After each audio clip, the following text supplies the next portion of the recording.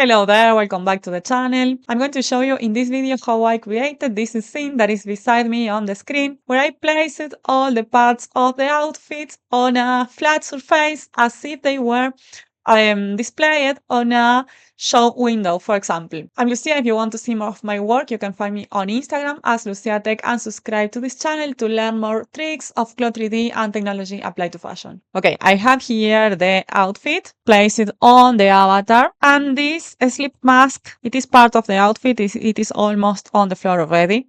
So the first thing I'm going to do is delete the avatar. Click and delete. We don't need avatar anymore. And I'm going to separate a little bit the upper part from the short trousers. Okay? I'm going to select the shirt. I'm going to separate it a little bit in the 2D window as well, so that we can have a better organized space. And in the 3D window, I'm going to use the gizmo, the green arrow, to bring it a little bit up, separated enough from the shorts. Don't simulate, please. If you simulate, no, it's going to fold everything. We don't want that.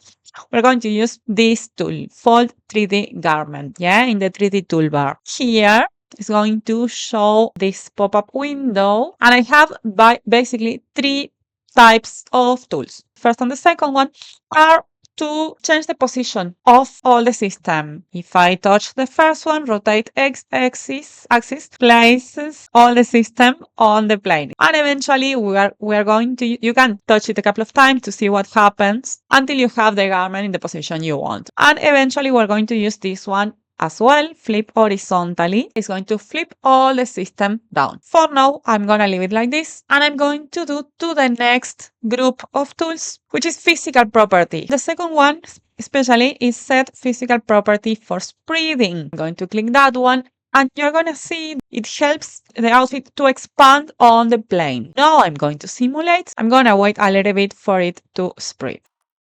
Great. So once it finished expanding itself on the plane, I'm gonna switch to the next icon, which is set physical properties for folding. And it completely changed how the garment behaves. Once my garment is completely expanded on the floor as much as possible, I'm going to proceed to fold it. First of all, now I'm going to flip horizontally, okay? I'm going to touch here. We can simulate again for it to fold. There are two tools to fold. The first one is going to create an axis along which the outfit is going to fold, but it's going to fold all the outfit, okay? I cannot fold, look at it. I cannot fold the shirt independent of the shorts. So in this case, you can use it eventually if you find it useful. But I'm going to use the next one, which is the same, but it allows me to fold according what I have selected. I'm going to select all the patterns of the shirt, enter, and I'm going to create the axis. I'm going to click above the shirt and below. Double click, and it should show up this kind of gizmo. If I click in the red arrow and hold it and bring it close to the green one. Now I'm going to simulate, and it's going to fold perfectly on itself. I'm going to do the same in the other side. And finally, I'm going to fold the bottom of the shirt and simulate. And you can see beautifully folded our shirt.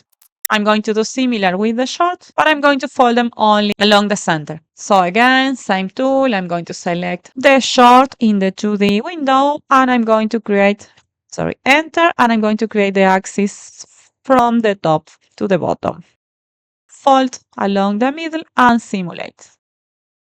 And the last thing I'm going to do is to flip everything horizontally again, so that I have the buttons facing to the top, facing to the sky. I can close this. We don't need it anymore unless you want to continue changing. And now I can place the folded arrangement however I want it. I'm going to leave the shirt there. I'm going to select all the pieces that make the short so that I can move the short a little bit. Let's say over here, and the mask as well.